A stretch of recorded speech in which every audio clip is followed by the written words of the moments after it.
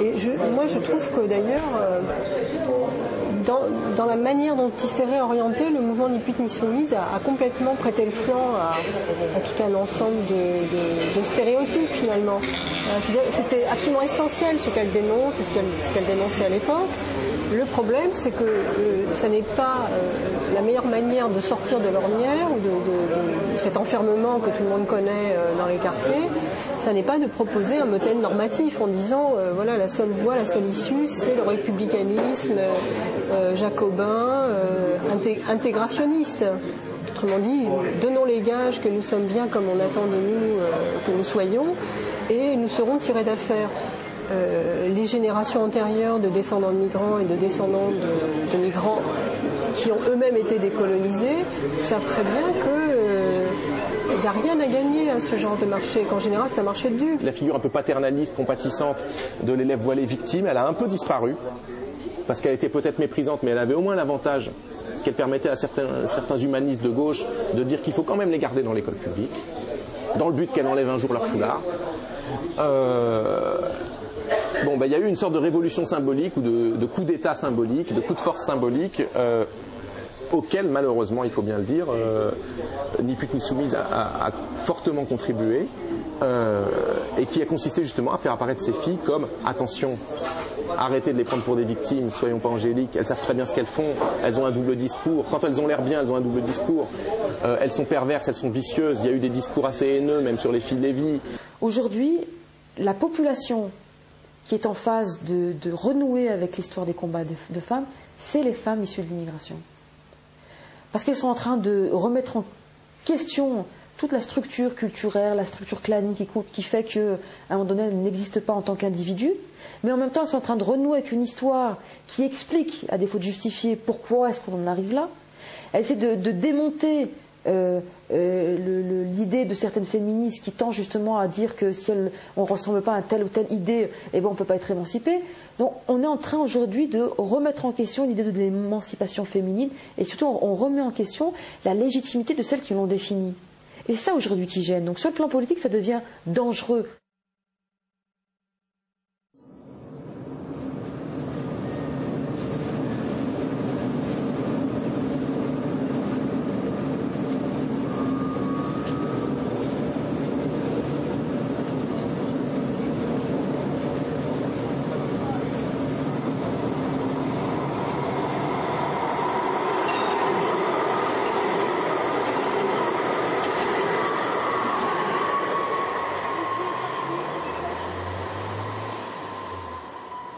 En fait, ça s'est passé en septembre 1994. Donc j'étais en terminale. Et donc, il y a eu la circulaire du ministre de l'Éducation nationale, M. Bayrou, et qui était envoyée à tous les proviseurs. Et c'était aux proviseurs de choisir, de voir en fonction des élèves s'il y avait lieu ou pas d'exclure une élève qui portait le foulard. Donc, en septembre, on nous a d'abord parlé à toutes les filles qui ne voulaient pas enlever le foulard. Et donc ça a commencé, ils ont discuté avec nous, mais en fait ce qu'ils ont fait, c'est qu'on nous a placé, toutes les filles qui portaient le foulard, on nous a placées dans une salle. Je me souviens très bien de la salle A240, c'était la salle de réunion. Et on nous a mis toutes à l'écart, ensemble, et on a essayé un peu de discuter pour nous convaincre de devoir l'enlever. Et donc on est resté pendant 2 mois, on n'a pas eu le droit à aller en cours, quoi. On était là pendant toute la journée, de 8h du matin jusqu'à 6h du soir. Et à la récréation, on avait le droit de sortir. Donc en fait, on était un petit peu les pestiférés du lycée, quoi. On nous enfermait là, mais après, quand on allait voir nos camarades pendant la pause de récréation, on prenait les coups, on rattrapait, parce que nous, on ne se voyait pas du tout se faire exclure. Donc, en plus, toutes les filles, on était une trentaine. On était une trentaine dans la salle à 240 tous les jours, quoi.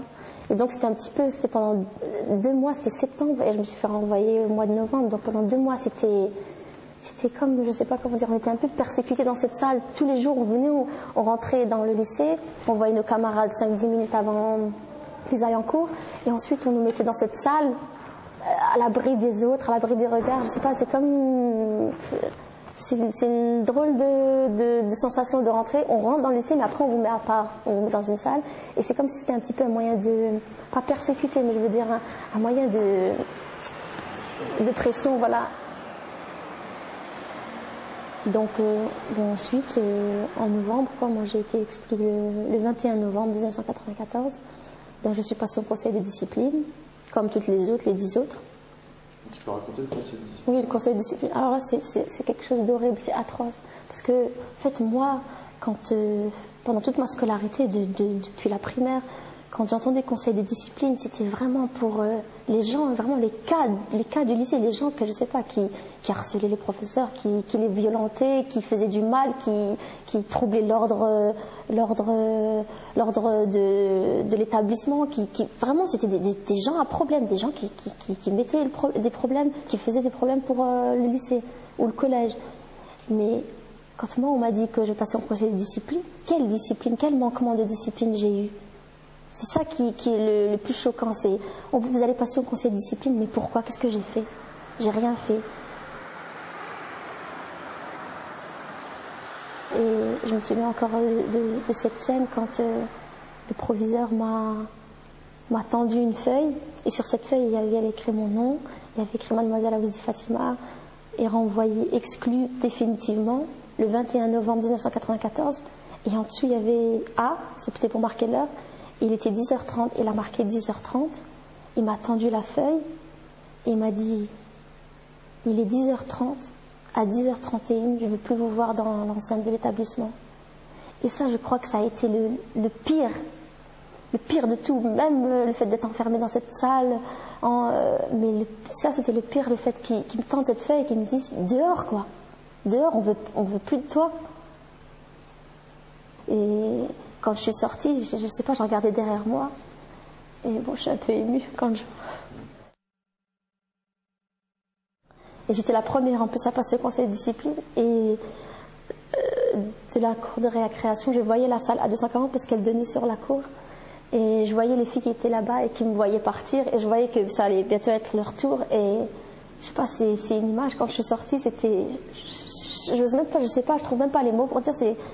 Je sais pas, pendant, je réalisais pas encore, mais le fait de tendre cette main et de me dire dehors, on veut plus de toi, bon, j'ai rien fait de mal, et on me jette comme ça, on me met à la rue, et je crois que ça c'était le pire quoi, c'était, je sais pas, je peux même pas mettre des mots dessus, mais c'est horrible.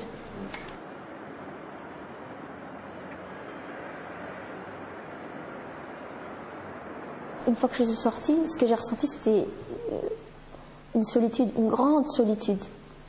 Je me sentais seule parce que, je sais pas, la vie à l'école, c'était ma vie sociale. C'était, je veux dire, parce que quand je suis sortie